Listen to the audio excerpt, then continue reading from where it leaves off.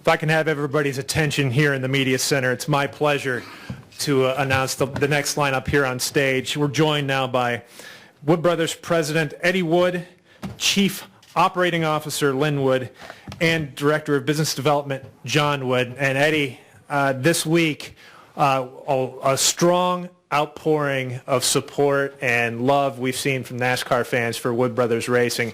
And I understand you'd love to say something to those fans today.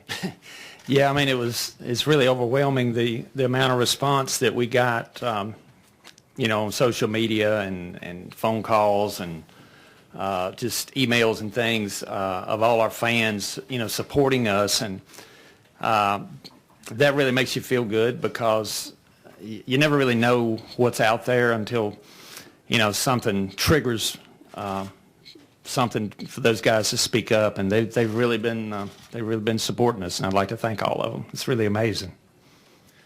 We'll open the floor up for questions. If you have a question, we will get a wireless microphone to you. We'll start with Jenna and over to Bob. Jennifer, AP, I guess for any of you, last year was a tough year with rain, and that cost you some races. I'm wondering, you get this deal and you get Ryan Blaney and you're really excited and you're going to go full-time racing again, and then the charter thing happens and now you're going to live on eggshells every week again. I mean, does it feel like a mixed blessing? I think with our performance this past year, qualifying in these races shouldn't be an issue, as long as we perform like we know we can. I think the rain-out situation, last year we missed those 3. If it had been using the qualifying speeds, we were in the top 10 all 3 races we missed. So that's changed for next year, or this year now. So I don't foresee that as being a problem. Now, if the car don't crank or he goes out and he hits a wall or something, then we've got a problem. And we've talked about in the past, as long as it's not, if it's a performance-related issue, like we can't run fast enough, that's when we see we've got a problem. We can't. It's hard to overcome something like that, but if you're fast enough every week, it shouldn't be an issue. And I think that's the encouraging part about the way that, with the new structure, not only were things done differently for the charter cars, but the open cars as well. And it instead of, whatever they used to base it on, it's more on performance now. And the fastest 4 cars make the race. The fastest 4 in practice, if it's rained out, it's not, there's no shenanigans anymore. It's black and white. It's a lot better, the changes they made, that NASCAR made this year for qualifying. Some of those rules that we'd been going by, there was a reason they were like that, and it goes way back, to the older days that not many of you probably remember. Some of you do. Al Pierce would. But anyway, the changes that NASCAR made are definitely a positive, because it's really more about performance, and that's what qualifying should be. So yeah, we're liking the changes. We're going to go next to Bob, then to Jordan, then to Jim, and then to Kenny. I guess this is probably for Eddie, Bob Parker, ESPN. I mean, since October, everybody's kind of had heard it'd be 36 charters, 40 car fields, and you guys likely would be kind of left out with that charter. How hard did you guys try to get a charter, or did things really change in your view in the last couple of weeks? And also, it's our understanding that non-charter teams are getting significantly less money per race than the charter teams. Did you guys have to go back to Ford or anybody and ask for more money for the year? I'll answer your last question first, and I'll let probably John answer the first one. But no, I mean, the way the thing is structured, if you do what you're supposed to do and what you're capable of, it'll all work out. And we've been racing a long, long time, and actually Lynn brought it up this morning. Last year, and ever since we went part-time, we've not been a part of any of the plans, like the car. You finish it. You know the numbers. I don't. Yeah, we haven't been part of the Plan 1 or Plan 1C or the Winter Circle Plan or the Champion Owner Plan, or eligible for any season-ending bonuses. So that's not a huge issue to us. When we went part-time, limited schedule, we had to be more efficient. And that's when we looked at everything from motels to tire bills, things like that, on where we were going to race. End up, we raced where we thought we had the best performance. So that shouldn't be an issue either. And then, as it would pertain to the charter situation and what we knew about it, it's probably simpler just to give a timeline. I guess, what would it have been? Probably around this time last year, the owners group invited us to be a part of their discussions. The first time that we went to one of those meetings was 600 weekend, which would have been in May. May, yeah.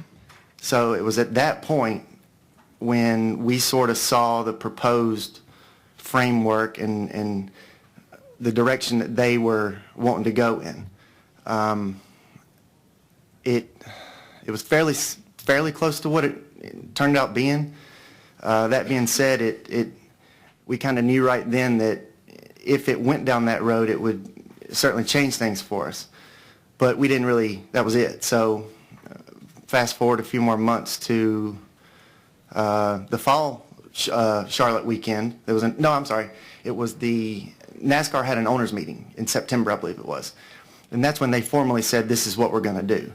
And at that point, we knew, okay, rather than, worry about it, we need to put our heads together and figure out how we can make this better for ourselves. It's kind of hard to explain. And I mean, you can't really blame anybody for the way it went. I mean, everybody wants what's best for themselves. We're just in a different situation. Being on a part-time schedule, you can't look back and say, this is what we should have done.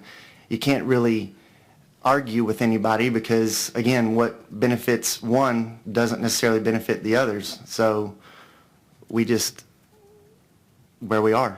Yeah, and that being said, the owners group that, helped put all this together, had we been racing full-time, from 08 to now, we'd been right in the middle of it because we'd been one of them, but we just happened to be in a different spot. And I guess we created our own spot because, in 08 when, the economy was kind of, on the downslide and everyone was struggling to have, find sponsorship, we had like three choices. We could have did what we did, which was race part-time, but when we show up, we're competitive. We spend enough money to, to get all the right stuff, the right people, the right driver, and that actually turned into a Daytona 500 win. The other choice we would have had would have been to do a start and park or race a little bit now, race as best you can, and not really, it's not really fair to your sponsors. Ford Motor Company has stood behind us so long, it's not fair to them, or we could have quit. So looking back, if you told me, okay, you could go back 6 years and if you want to run all the races and then you would have a charter, would you swap? No, I probably wouldn't. I mean, we want to race doing a model that fit us at the time, and you can't take that away. I mean, that's one of the biggest wins in our career, certainly my career, and so I mean, it's all going to work out. Like I said, we've talked to our sponsors and stuff, and everybody's, it's going to be okay.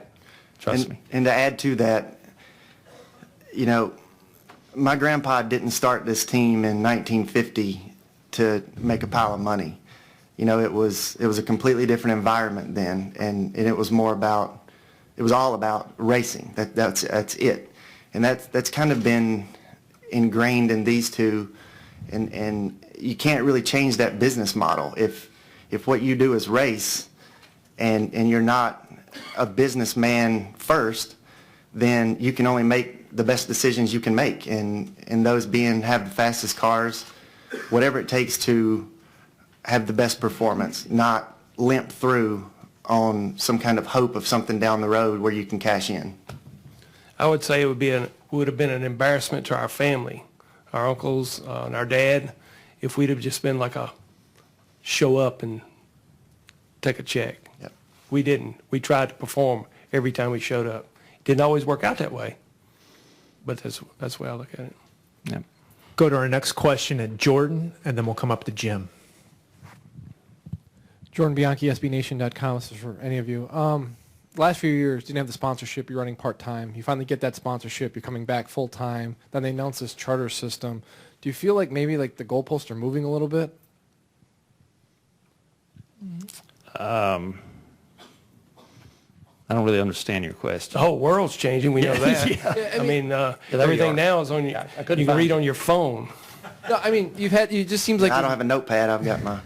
it iPad. just seems like there's one hurdle after another. You kind of Oh, get thrown yeah, I at see you. what you mean. When you race as long as we have, just about time you think you got one thing figured out, something else happens, and you got to worry about that. And then, it's been like that forever. Whether it's making races or whether your car is fast enough. I mean, in years past, when you come to Daytona, you start working on your cars in September and October for Daytona, and you worry the entire winter if you're going to be fast. The longest 2 minutes in racing is first practice, and it'll happen tomorrow. When you go get on top of your hauler and you wait for that thing to go by, it takes about 2 minutes to make your first couple of laps. So that's the longest time in racing, because then you know whether you're fast or not. But yeah, I agree. There's a lot of things kind of piling up, but it's almost like those crocodiles or alligators. You see it, the kids at the circus, you take a hammer and hit one of them in the head and it goes down, two pop up. It's kind of like that, but we've grown up like that. That's a Whack-a-mole or something like that. yeah, whack-a-mole, I think is what it is.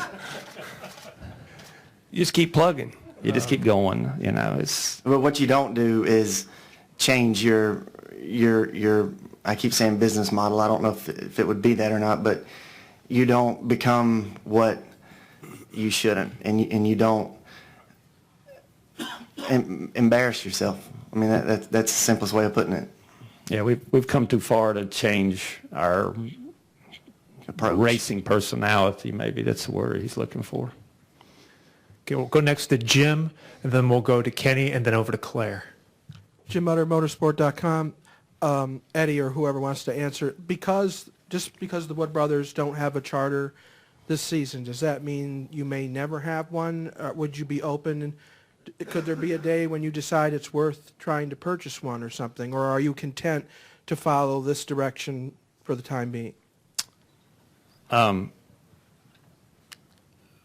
This whole charter thing is probably going to take a life of its own, and no one knows, a year from now, 2 years from now, what it's going to look like.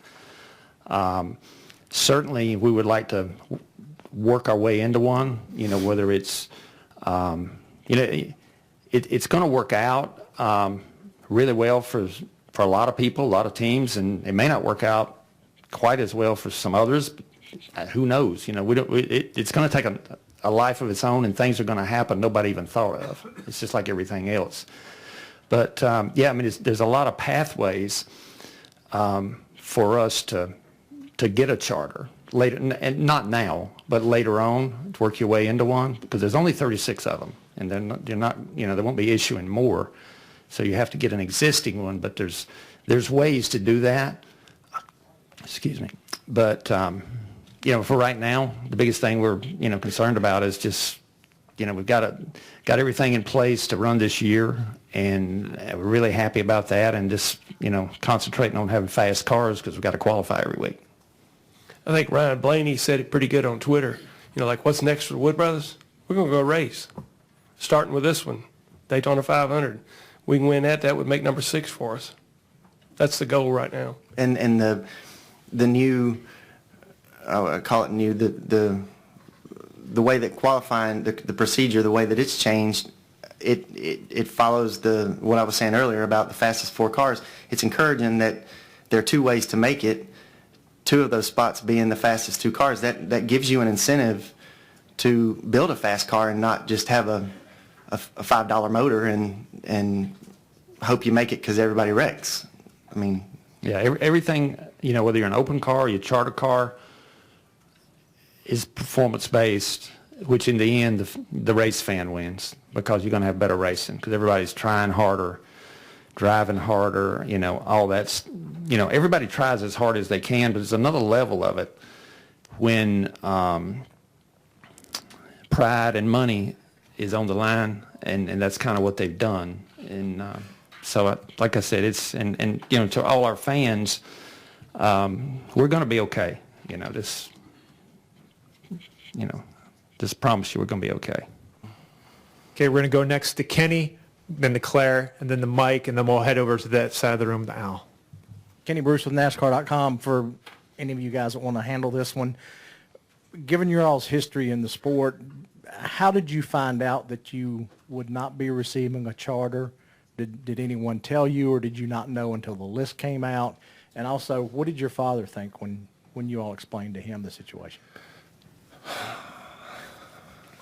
He was upset, and I think that's probably because the three of us had been involved in the whole thing along the way and watching it evolve, and I think it was just a surprise. Once he sort of digested the whole thing and realized that it was for the betterment of the sport, he's okay with it. And that says a lot about his character, that it's about what makes NASCAR better as long as it doesn't push us out. And I mean, it was tough to see, but I mean, I think it's okay now. I do. Yeah, he was, like I said, when this whole thing kind of started, it was just, Leanne and myself and John, and we talked about it all the time, riding in a car. Everywhere you go, you talk about it, 24 hours a day. And we didn't really involve anyone else because it changed so much. Every day it was something you would hear that was different, and we just didn't want to get anyone else all spooled up, in the deal. And once we explained, where we are now with the new, especially the new qualifying rules, because that rain out stuff just tore him up. So there's better plans in place now, thanks to NASCAR on that. And once he understood the positives that are there, he's fine. So I think it was the hard part for him was that there was this big announcement, confetti flying, and we're kind of not a part of it, and maybe we should have explained it beforehand, because it would have made a little bit more sense and wouldn't have been such a surprise and catch him off guard. But yeah, he's fine. He's coming down here tomorrow. That'll be his 70th. This will be Daddy's 70th year for Speed Weeks in Daytona. Because he said something about, well, it's his 70th Daytona 500. No, there's only been like 57 or 8 of them. So Only. Yeah. But he came down here in 1947 to watch his hero, Curtis Turner, race on the sand. And then Daddy started racing in 1953 on the sand itself. And to answer your question about when did we find out, I mean, we was pretty sure. Yeah, because we knew what was, we were, told how it was playing out. We were pretty sure. It started out likely going to happen in May, and gonna happen in September, and for absolutely sure going to happen on Tuesday when the announcement was. Yeah. So I mean, we had an idea, but I mean, we didn't expect. We wasn't sitting there waiting like you're going to win the lottery or something. You're going to get a charter. We knew the rules that was set forth for you to have one. About racing the last 2.5, 3 years. We knew all that, so we hadn't done that, so we knew. I mean, it was, like I said, we're going to be okay. Go next to Claire, then to Mike, and then over to Al. Claire B. Lang, Sirius XM NASCAR Radio. Listening to the discussion on this, most folks seem to get that there had to be a line in the sand somewhere, and yet folks felt big time for the heart of the Wood Brothers' long history. Although not included in the charter system, do you guys feel for the good of the sport, even though you're not included, that this is for the good of the sport? And could you, Eddie or Len, seen this coming, not 3 years ago, but back when you all started or in the golden era? Well, a few years ago, I'm going to say in the 90s, this thing was brought up then, about doing it. And you had a lot of guys that came into the sport thinking that, like guys that weren't racers. There were people that thought, this is going to turn into something, like the NFL or something like that, and, I better get in there. And it never really happened. So, yeah, I mean, as many people as been working on this thing and as many smart people, and generally when it's all, you get that many smart people in a room and let them argue it out and figure out what they need to do, it usually comes out okay. So, And yeah, if this change makes the sport better, of course we're happy about that. I mean, that still will trickle down no matter what position you're in, as long as you're still racing. You don't want to get pushed out, but I don't really see that as, again, if you're there to race, you're not going to get pushed out. It's to make the overall sport better. And about to allude to what you said about the line drawn in the sand. I saw Burton's piece the other night about it. I guess it might have been Tuesday night, whenever the announcement was. And at first it kind of bothered me, because it's like, come on, like, have some sympathy here. But then he's exactly right. You can't make everybody happy, and we can't go back and change anything that we've done. You just can't. You can't look at it like that. Hindsight's always 20/20. And to the critics that say, that this is a rule's a rule, and it is. It absolutely is. And I think that we're sitting up here just to convey that we're okay with that, and that there's no problem. right. Yeah, that and the other piece of that is, if you come to race every week, whether you're a charter, an open car, whatever, in the end, that's what this is all about, is making racing better to where, it gets to where it's number one in the world. And,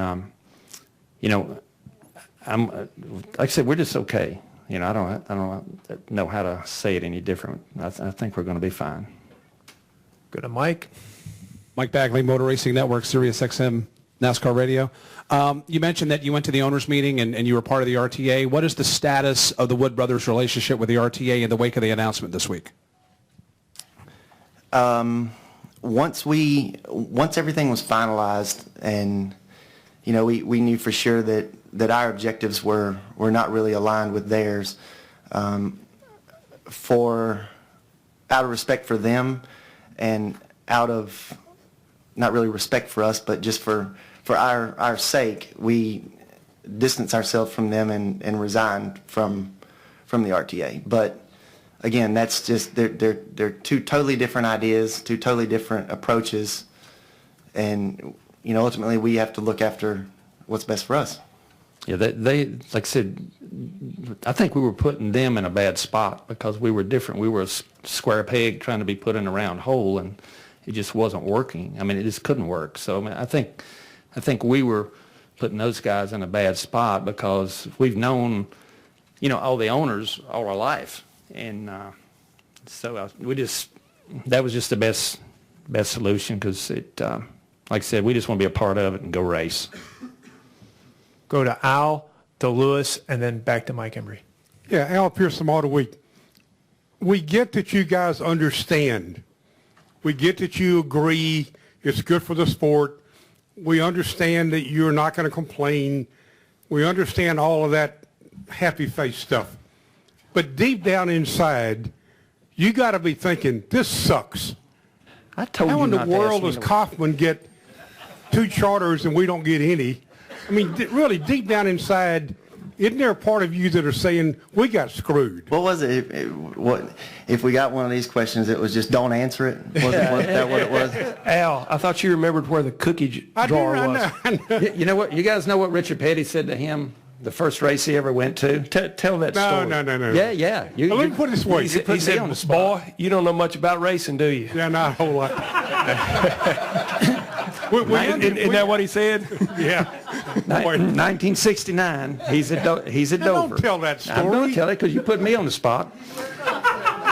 Yeah, he's at Dover, 1969. Richard Petty wins a race. He crawls out of his car. Okay, everybody in this room knows you crawl out of a race car. You don't open a door. He raised his hand, asked Richard Petty. Mr. Petty, why did you crawl out the window? Why didn't you just open the door? And Mr. Petty said, you don't know much about racing, do you, boy? Boy, you don't know much, do you? But seriously. Your questions have come a long way since then. Yeah, well. They're better. Well, let's just put it this way. Y'all are disappointed. Yeah, Is that fair to say? We are disappointed. Okay. But it gets back to what I said. The model we used to stay racing in 2009 caused this not to happen. But I wouldn't turn around and switch it for that win with Trevor here if you gave me 2 charters. It's just, that's how much winning a race means. You just The race. The race. It's this race. It wasn't just a race, it was the race. This race. This race is above all others. I don't care whether it's Indy, Le Mans, I don't care what it is. This race is above all others. Louis? Louis Frank of Reuters. It may be premature, but if at some time it becomes possible to buy a charter, considering the finance, would you consider selling part of the team or something else to raise the money, the millions of dollars to finance a charter? Yeah, I'm sure That would be foreseeable. I mean, we're still owned by our family and have been the whole time we've been racing. Guinness World Record, longest sport, longest family-owned operated sport. Plug that. That would be a difficult decision to have to make. But like I say, I mean, like right now, if we want to make a decision, we don't have a boardroom we have to go to. Typically, it would be at dinner or lunch at Mama's house. We sit down, we talk about it. We don't have to spend 2 months thinking about it. Yeah, there's no vote. It's just let's go do it. And, that being said, I'm sure we will do whatever is necessary to continue to race. If that's what it leads to, partnering up with an investor or partnering up with a team that has a charter or something like that, whatever it takes to continue racing. I want some more Daytona 500s. We'll go to Mike, and then we'll finish up with Jenna. Mike Embry, USA Today. Eddie, there have been a lot of fans really fired up about this, I guess almost threatening to burn Stewart or something. Does that part of it surprise you, how in-depth all that's been? Yeah, I mean, it's they're very very supportive, and if you wanted to go to war, I think our fans would be the ones you want behind you, because they're they're very passionate about about our race team. We've got fans that are older than you and I, certainly, and then we've got a big range of fans that I didn't really realize was there. I knew all the people that were Pearson fans in the 70s and 80s and all that. I knew they were still there, but it seems like from some of the responses we got on Twitter and Facebook and just emails and things, they're young people. Also, it's like the whole range, and that really made me happy, because then I guess you got kids of fans and grandkids of fans, because once you're in our world, once you're a Ford fan, you're there for life. So that's kind of the way it is. I think we were very fortunate in 2011 to be able to go back to the red and white paint scheme with a gold 21 on it, and then go out and win the biggest race that year, and that pulled a lot of the old timers back into the sport, I think. And then having Trevor Bayne as a young kid, that pulled new people, new fans for us, young fans. Yeah, I think it's where the young fans come from, was when the 500 victory, and then it kind of connected the older generation fans to the younger ones. which, I think it's what, everyone needs. Everybody, all of us need that. And but again, I'd just like to thank our fans because, man, they really put it out there. And then the day of the announcement, I guess it was Tuesday, I saw a comment on Twitter. It was from some reporter, and he says, 2 things I've learned. There's a big change or something, and the other thing, people pay too much attention to this Wood Brothers situation. And it's crazy to say that because we're not asking for that. The people that you're complaining to are the people that are doing the talking. And, they're the ones that have chosen to feel the way they feel, and that's just more encouragement. That's more determination to change your underdog status to, something better. And, I mean, everybody likes an underdog, and at least everybody but this reporter, I guess. We'll finish up with Jenna. Did you guys have an opportunity to buy one of Rob's charters or get in the bidding for that? And if so, what's the going rate for a charter? No, we knew pretty much from, just the same. We heard the same thing you guys did, and we were, we were in some meetings and discussions with, both sides of it all, and it was pretty evident that the two that Rob had, were going to go to the 19 and probably the 41. Just so we couldn't compete with that. So we really never went there. But it was, and the price, I have no idea. I don't know what they're going for. You couldn't outbid.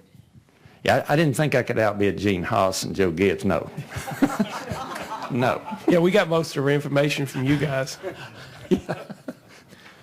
Okay, well, Eddie, Len, John, really appreciate you coming in and take the time. And who knows, we may see you again before this Speed Weeks is all said and done. I hope so. Yeah. Thank you. Sunday evening after next, right here. Good luck to you. Thanks again. Thank you. Thank you, everybody. Thanks, everybody.